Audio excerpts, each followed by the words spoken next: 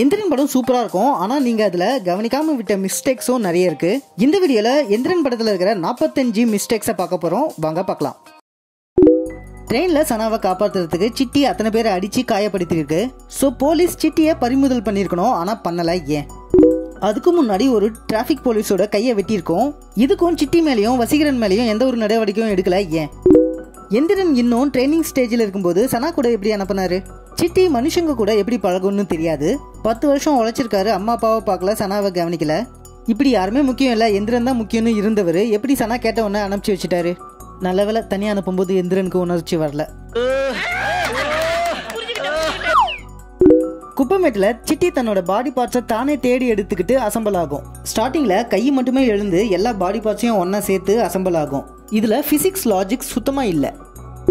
100 பேரோட ஆக்கு சக்தி சிட்டிக்கு இருக்குதுன்னா ஒரு மனுஷன் 10 கிலோ ஈஸியாக தூக்குறான்னா சிட்டி 1000 கிலோவை ஈஸியாக தூக்கும். அப்படிப்பட்ட சிட்டியை ஒரே மனுஷன் ஈஸியாக அடித்து உடைச்சிடாது எப்படி?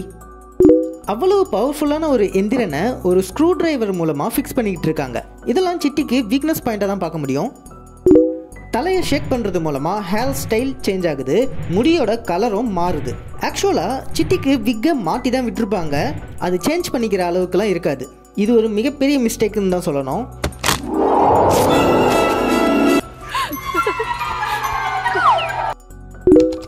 இருபது வருஷம் கழிச்சு மியூசியத்தில் இருக்கிற சிட்டி சார்ஜே போடாமல் பேசுது.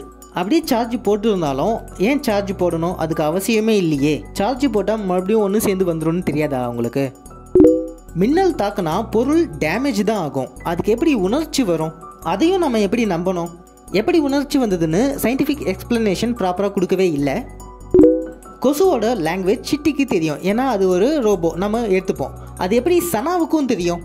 கொசு சாரி சொல்லும்போது எப்படி சனா ரியாக்ட் பண்ணுறாங்க? கொசுக்கள் டிஸ்கஷன் பண்ணுற மாதிரி காமிச்சிருப்பாங்க, அதுவும் அதுங்களுக்கு மனுஷ பேரெல்லாம் இருக்கும். கொசுக்கள் டிஸ்கஷன் பண்ணுற அளவுக்கு அதுங்களுக்கு மூளை இருக்கா?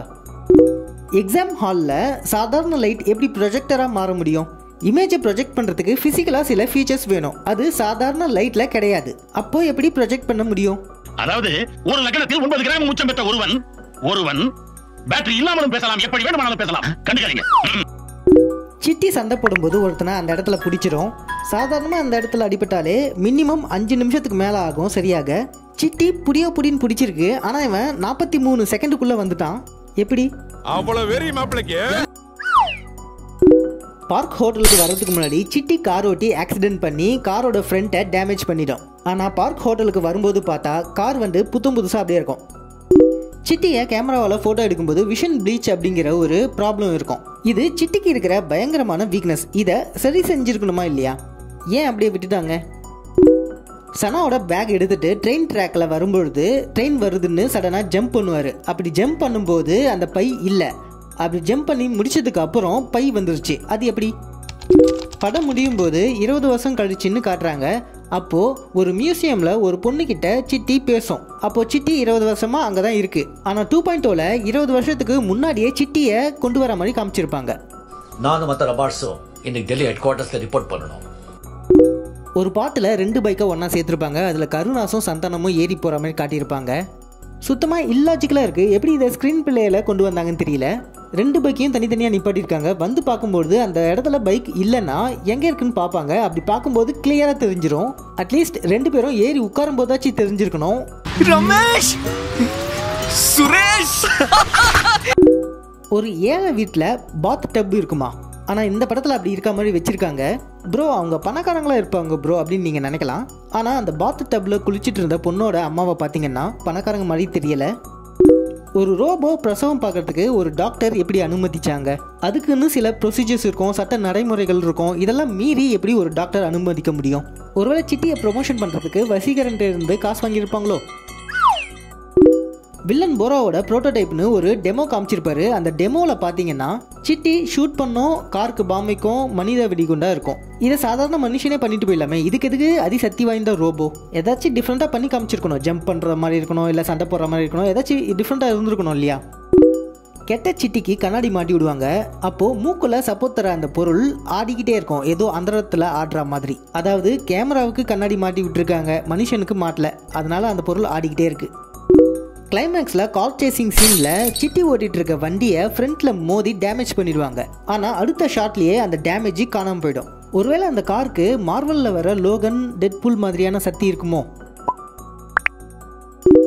ஒரு நாள் முதல்வர் மாதிரி ஒரு நாள் பாய் ஃப்ரெண்ட்.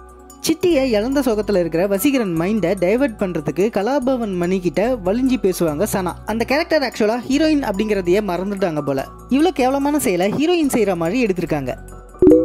ஜென் ரோபோட் பஸ்ஸை துரத்திட்டு போகும்போது ரோட்ல மட்டும்தான் போகுது. பஸ் திரும்பிடுச்சுன்னு முன்னாடியே தெரியுது. அப்போ குறுக்கில் போய் பிடிச்சிருக்கலாம்ல.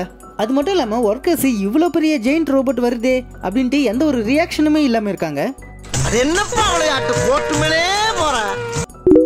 வசீகரனுக்கு இவ்வளோ தொல்லைகள் நடந்ததுக்கு காரணம் வில்லன் போரா. கிளைமேக்ஸ்ல போராவோட போட்டோவை வசீகரன் ஆஃபீஸ்ல அது வரைக்கும் வச்சிருப்பாங்க. தூக்கி எரிஞ்சிருக்கணும் இல்லையா? சிட்டியோட தலை ஒயர்களால் கனெக்ட் ஆகிருக்கும். அப்படி இருக்கும்போது ரொட்டேட் யுவர் ஹெட்ஸ்ன்னும் போது தலை எப்படி சுத்த முடியும்? அப்படி சுத்தினா ஒயர்கள் சிக்கிக்கிட்டு அருந்து போயிருக்கும். சிட்டியோட body full and full metal பிளேட்ஸால கவர் ஆகலை. அங்கங்கே ஓப்பனில் தான் இருக்கு. ஸோ உள்ளுக்குள்ளே இருக்கிற டைனி மெட்டல் பார்ட்ஸ், ஒயர்ஸ் இதுக்கெல்லாம் சேஃப்டி இல்லை. நெருப்புல போகும்போது ஒயர்கள் எரிஞ்சிடலாம். ஸோ சிட்டிக்கு ஃபயர் ரெசிஸ்டன்ஸ் கிடையாது. சிட்டி உன்னால அவங்களை காப்பாற்ற முடியுமா? டேய் எவ்வளவு நாளாடா தாச? கிளைமேக்ஸ்ல 2 ரோபோட்டை வாளால தட்டும்போது சவுண்டு கேட்காது. அது எப்படி? அந்த 2 ரோபோட்டும் ரோபோட் தான், மெட்டல்ஸ் தான். அப்போ எப்படி சவுண்டு கேட்காம போச்சு? ஆடியன்ஸ் நமக்கு த்ரில் கொடுக்கணும் அப்படிங்கிறதுக்காக லாஜிக்கை மிஸ் பண்ணிட்டாங்க. கிளைமேக்ஸ்ல ரோபோட்லாம் ஒன்னா சேர்ந்து ஜெயிண்ட் ஸ்னேக், ஜெயிண்ட் ரோபோட் இது மாதிரி ஃபார்மேஷன் எடுக்குங்க. இந்த ஃபார்மேஷன்லாம் எடுக்கிறதுக்கு முன்னாடி கொஞ்சம் ரோபோட்ஸ் தான் இருக்கும். ஸ்ப்ரிங் மாதிரியான ஃபார்மேஷன், பால் மாதிரியான ஃபார்மேஷன்லாம் கொஞ்சம் ரோபோட்ஸ் தான் இருந்திருப்பாங்க. கிளைமேக்ஸ்ல ரோபோட்ஸ்லாம் ஒன்னா சேர்ந்து பஸ்ஸோட பாடியை வந்து டேமேஜ் பண்ணிட்டு இருப்பாங்க. ஆனா பஸ்ஸோட விண்ட்ஷீல்டை ஈஸியா உடைச்சிருக்கலாம். ஆனா அதை உடைக்கல. அட என்னங்க, உடைச்சிருந்தா தான் ஈஸியா வசீகரனை பிடிச்சிருக்க முடியும். அப்புறம் ஹீரோ வசீகரன் எப்படி ஜெயிப்பாரு? அதுவும் சரத்தா, அதுவும் சரத்தாடா தம்பி, நீங்க சொல்ற சரத்தா. பேட் சிட்டி உருவானதுக்கு சந்தானமும் கருணாசும் ஒரு வகையில காரணம். ஆனா அவங்களுக்கு எந்த ஒரு பனிஷ்மெண்ட்டும் இல்லை. ஏன்? சிட்டியோட வியூ பாயிண்ட்ல ஒரு டிஸ்பிளே இருக்கு. அதுல பேட்டரி லோ, நான் மேக்னெட்டிக் ஆப்ஜெக்ட்ஸ்னு டிஸ்பிளே ஆகுது. அதை பார்த்து படிச்சுதான் என்ன ஸ்டேட்டஸ்னு சிட்டிக்கு தெரியணுமா? அயன்மேன்ல சூட்குள்ள மனுஷன் இருக்காரு. ஸோ அவருக்கு என்ன நடக்குதுன்னு தெரிஞ்சுக்கிறதுக்காக டிஸ்பிளே இருக்கு. ஆனா சிட்டி ஒரு ரோபோட், அதுக்கு சென்சார்ஸ் இருக்கு. அது மூலமாவே என்ன நடக்குதுன்னு தெரிஞ்சிடும். டிஸ்பிளேவை பார்த்து படிச்சுதான் தெரிஞ்சுக்கணும்னு அவசியம் இல்லை. சிட்டி இன்னசென்ட்னு நாம தெரிஞ்சுக்கிறதுக்காக டிவியை போட்டு சொல்லுவாங்க. சிட்டி டிவியை போட்டு உடைச்சிரும். அந்த டிவியில் எந்த ஒரு கனெக்ஷனுமே இருக்காது. Setup box connection, cable TV connection, even power connection கூட இருக்காது. கார் ஓட்டும்போது டிரைவிங் மாடியூல் மோடுக்கு சேஞ்ச் பண்ணிக்க சொல்லுவார். அந்த சமயத்தில் பார்த்தீங்கன்னா அந்த டிஸ்பிளேல பார்த்தீங்கன்னா நோ பார்க்கிங் சிம்பிள் கூட வந்திருக்கும். அப்போ இவருக்கு நோ பார்க்கிங்னா என்னன்னு தெரியும். இருந்தாலும் நோ பார்க்கிங்கில் வண்டியை நிறுத்தி இருக்கும் சிட்டி. எங்க தலைக்கு எவ்வளவு தில்லு பத்தியா? கேமரா வசீகரனோட பாதி உடம்பு தான் கவர் பண்ணியிருக்கோம். ஆனால் ஹோலோகிராம் ப்ரொஜெக்ஷனில் வசீகரனோட முழு உடம்பும் தெரியும்.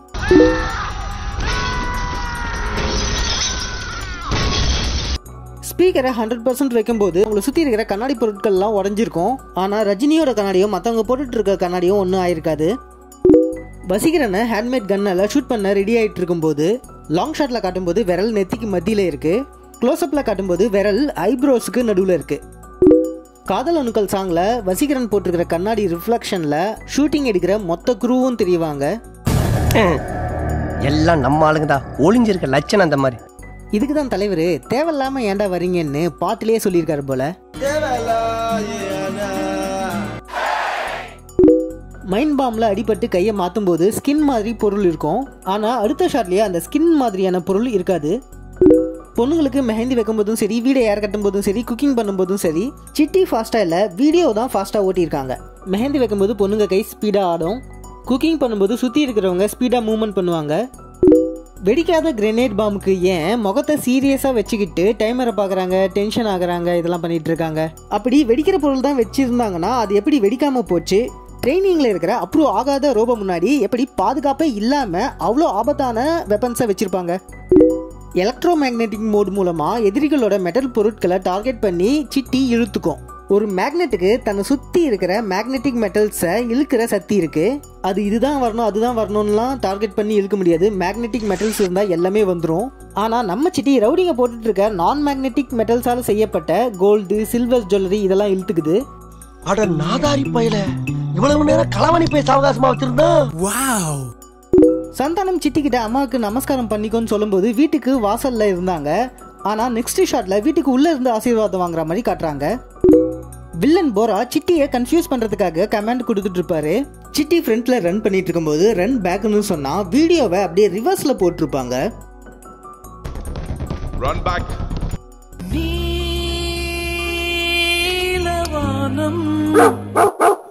வீடியோவோட எண்டுக்கு வந்துட்டோம்.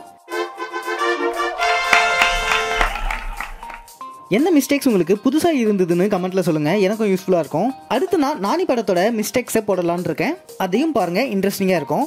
ஓகே, பாய்.